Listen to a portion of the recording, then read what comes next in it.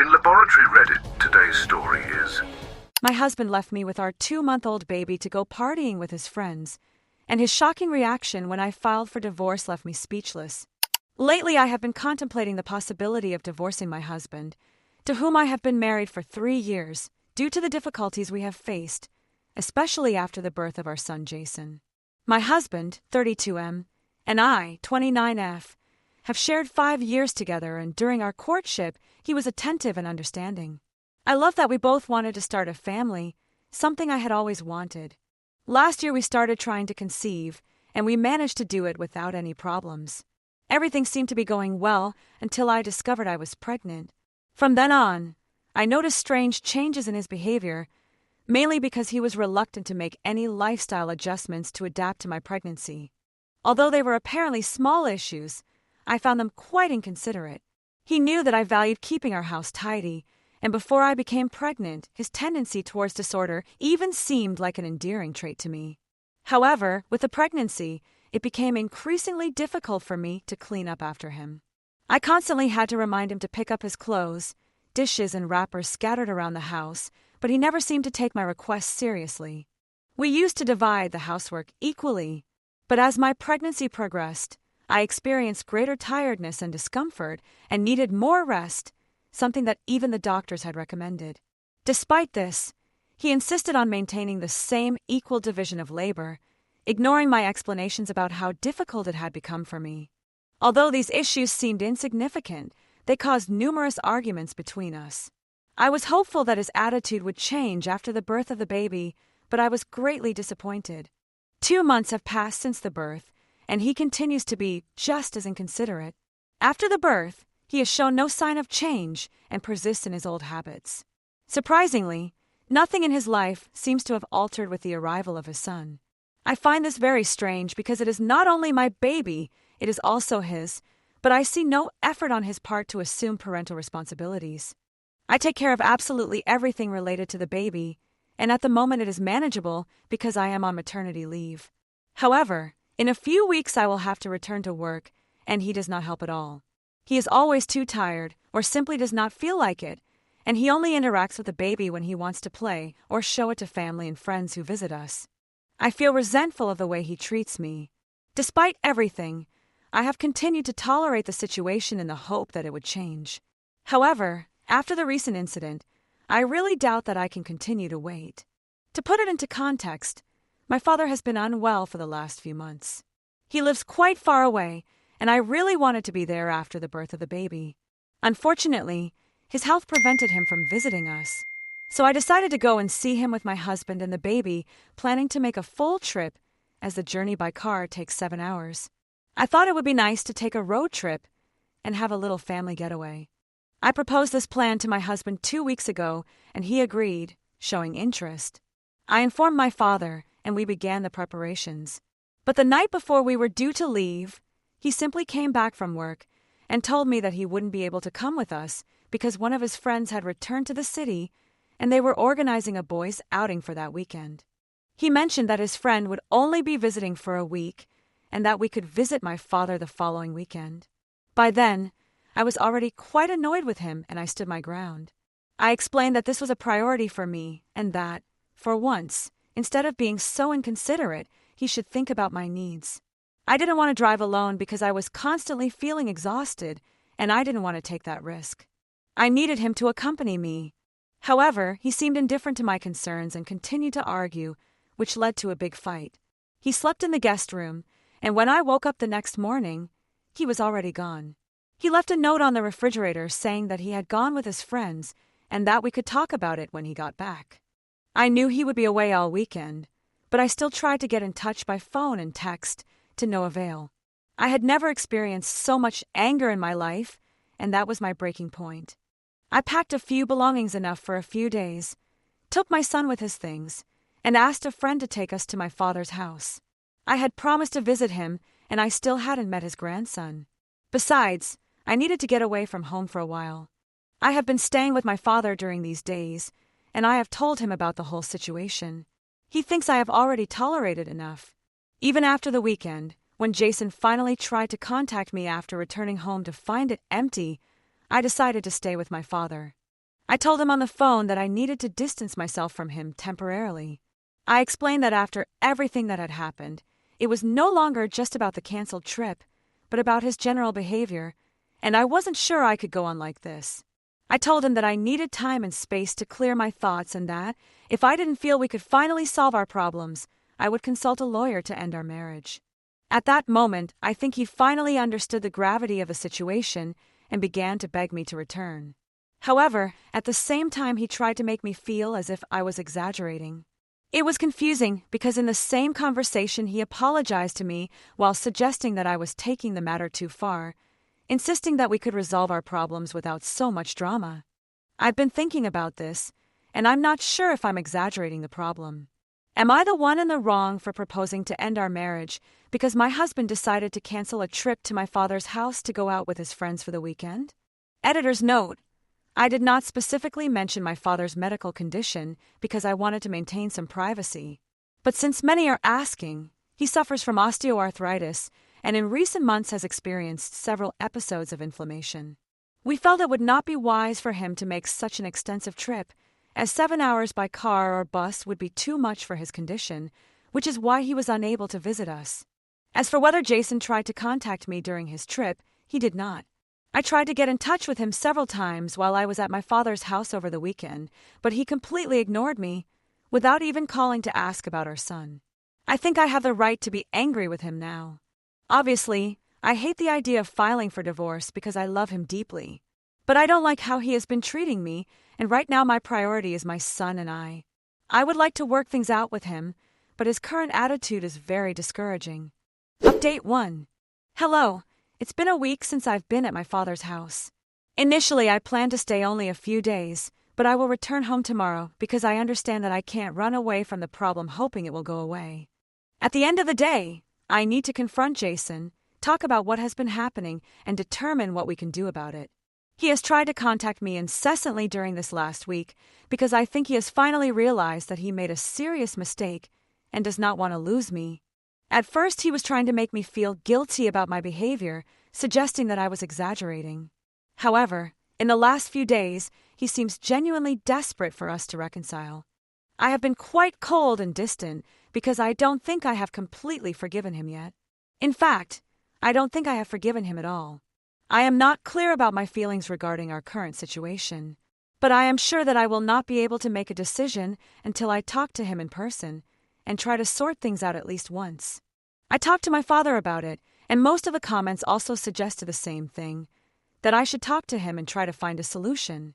I am deeply grateful to those who assured me that I am not the one in the wrong in this situation, because for a while I really questioned my sanity. Anyway, I will go back home to talk to Jason and see how our situation evolves. Wish me luck. Update 2. Hi everyone. It's been 3 days since my last update. For the last 2 days I've been at home, and I finally managed to talk to Jason. This is going to be a long update. I'll just warn you from the start. Getting to the point, I will start by relating what happened when I finally returned home. A friend had taken me to my father's house, and this time she also took me back. I could have called Jason, but at that moment I didn't consider it appropriate for me to do so, and he wasn't expecting my return.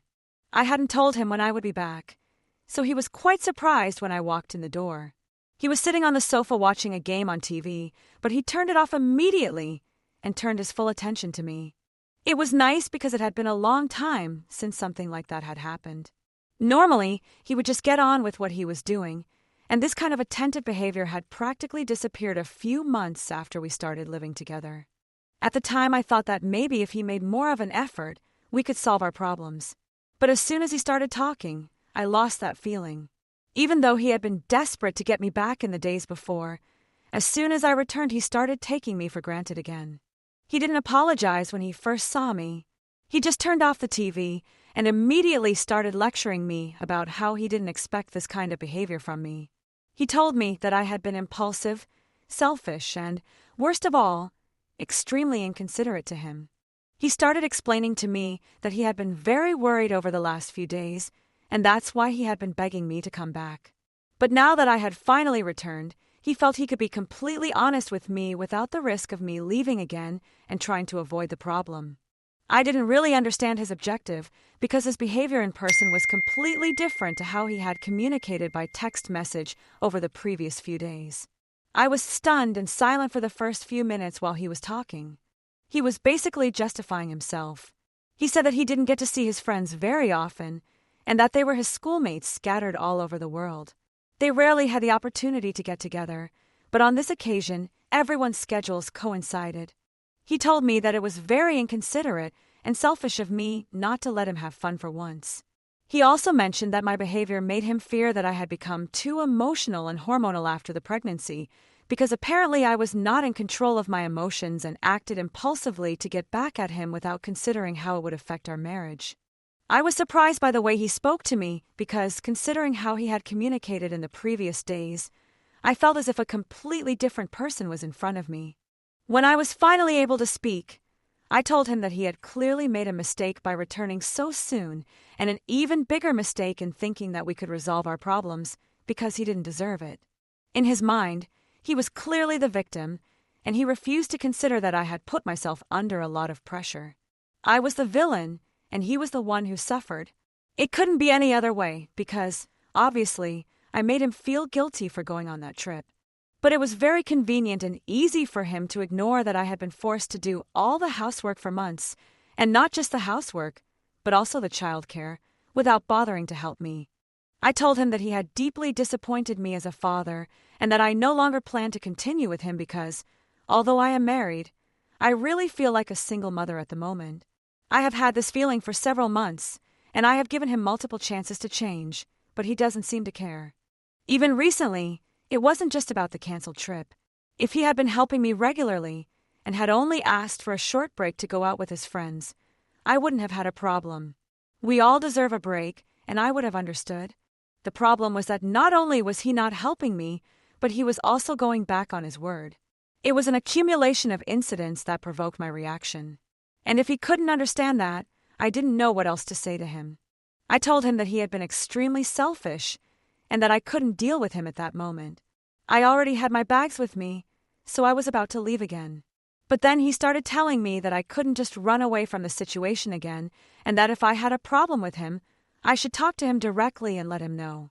Otherwise, he wouldn't be able to guess anything and, therefore, wouldn't be able to solve anything. At that moment, I was quite exhausted because I had been traveling with a baby, which is not easy. But even so, I felt I had to confront the situation and talk to him so that at least he would understand exactly what his mistake was. I continued the conversation by explaining to him that I had mentioned several times my displeasure with the way he behaved and treated me and our son. Even now he acted as if he were hearing this for the first time. It seemed like he never paid attention to what I said, which was extremely frustrating for me. I made it clear to him that I wasn't running away from the problem, but facing it head-on by staying away from him because I was fed up. I couldn't keep giving him more chances and allow him to repeatedly disappoint me. I then turned to leave once again, but he quickly blocked my path, standing between me and the door. He explained that I needed to understand that he too was really exhausted from work and other responsibilities, and that I was not the only person putting in the effort. He acknowledged that I took care of all the household chores and looked after the baby, but he also had to work overtime to generate more income. Therefore, I should also be more understanding of that. By then his tone had changed. He was more polite and sounded desperate again. But I didn't want to get more involved with him because, although he was right about his overtime, it was practically insignificant compared to my responsibilities. I didn't have a single moment of rest from the time I woke up until I went to bed. And even after sleeping, sometimes I had to get up for the nighttime feedings of the baby. He never helped me with that either. I didn't think it was fair for him to complain and compare our situations. We had discussed this before, and I had told him that I would much prefer his help at home to his overtime at work, especially considering that in a few weeks I would be going back to work too. We had savings, and I was receiving a payment during my maternity leave, so I didn't understand why he was trying so hard to increase our income. He had done the maths, and we could support ourselves adequately with our current income, so I would have preferred his help at home rather than more work outside. When I raised this with him, we started arguing again. I didn't want to stay there arguing with him, so I just pushed him away, got in the car, and started driving. He tried to stop me, shouting at me not to leave and that I needed to stay to sort things out. But I was fed up, exhausted both mentally and physically. I needed to get away from him for a while. Besides, this whole interaction had left a very negative impression on me. After driving for a while, I decided to stay at a friend's house, the same one who had taken me to my father's house. We are very close, one of my best friends since high school. When I told her what had happened, she assured me that I could stay with her for as long as I needed to. So that's where I am now. I have blocked Jason because I really don't want to talk to him. But I did let him know where I was in case he wanted to see his son, because I have no right to stop him, at least not legally at the moment. I don't plan to use my son as a weapon against him either. I don't think that would benefit either of us. All I want is a clean break, so I will consult a lawyer as soon as possible to finalize everything. I have done everything possible with him. I have tried to be extremely patient, but he just doesn't seem to understand. He doesn't comprehend. He doesn't appreciate me. He doesn't value me. And I cannot spend the rest of my life with a man like that. Being a single mother despite being married to a perfectly capable and competent man. And despite being perfectly capable, he chooses to use his incompetence as a weapon so that I end up doing more work. And yet he complains about how hard he has to work at the office. I don't think it's fair, and I'm fed up with this situation. Update 3. Hi all. I consulted a lawyer and filed for divorce. I'm currently still staying with my friend, but I'm looking for an apartment of my own. Although I might stop looking soon because my friend insists that I stay with her. I would just have to split the living expenses, that's all. But she thinks it would be beneficial for me to stay there, so I could help her with the baby too. She thinks I might need a break now. She's a wonderful person, and I really appreciate the gesture. I'll probably accept her offer. Besides, she works from home, and honestly, I think this situation would be good for her too. A couple of weeks ago, she ended her 6-year relationship because her boyfriend had been unfaithful.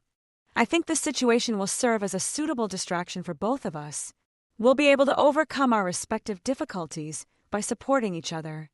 Jason recently received the divorce papers and didn't really know what to expect from him. Fortunately, it took him a couple of days to respond. The terms of my petition are quite fair, so he agreed to everything. I think he has simply resigned himself to the current situation. He hasn't tried to contact me or come to see our son, even though he knows where I am.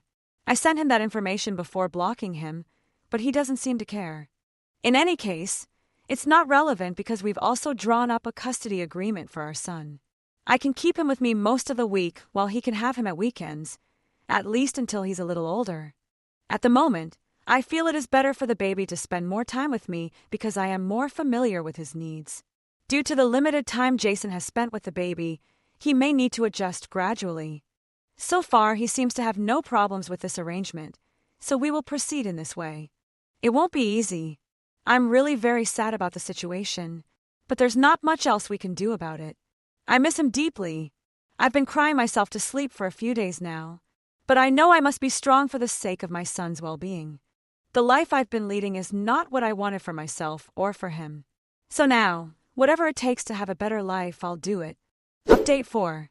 Hi, it's been a couple of months since I filed for divorce, and a few days ago it was officially finalized. Jason and I have had very limited interactions in the last few months since I filed for divorce, and they have been quite cold and uncomfortable. After the divorce was finalized, we met one last time. He told me that he was truly sorry for what had happened and that he deeply regretted his behavior. However, he still maintained that we could have worked things out and perhaps saved our marriage. I didn't want to argue with him, especially when it was all over, so I just nodded. But I really know that nothing could have been fixed at that point. The truth is, I tried my best. He couldn't see that I was constantly exhausted, angry, annoyed, and hurt by his actions. And he didn't seem to care. In a situation like that, I really don't think I could have tried any harder. I also needed to consider my own well-being and prioritize my mental health. That's why I decided to walk away. I understand that he probably doesn't share this perspective. He probably thinks I gave up too easily. He's entitled to his opinion, but I know the effort I put in, and that's enough for me. Update 5. Hi everyone. It's been about 6 months since my divorce was finalized, and I'm feeling much better now. Almost a year ago I was deeply unhappy in my marriage, But now both Jason and I have improved considerably. I guess at some point we just stopped understanding each other like we used to. I'm glad I filed for divorce because I don't think we would have been happy together. He is seeing someone new now. I thought it would bother me, but surprisingly it doesn't. It's not a serious relationship, but he asked me if I would introduce this woman to our son in a few months. I am currently considering it. Dating is off the agenda for now. I am devoting myself exclusively to work and to my son. I recently moved into a new apartment, much more spacious than usual. I needed this space because I decided that my father could move in with me. He can also help me with my son, which is convenient. We will split the rent between us. Jason and I see each other at weekends during our son's drop-off and pick-up times, and we have a cordial relationship. My friend also visits me frequently during the week. With my father's move, I feel quite satisfied with my life at the moment.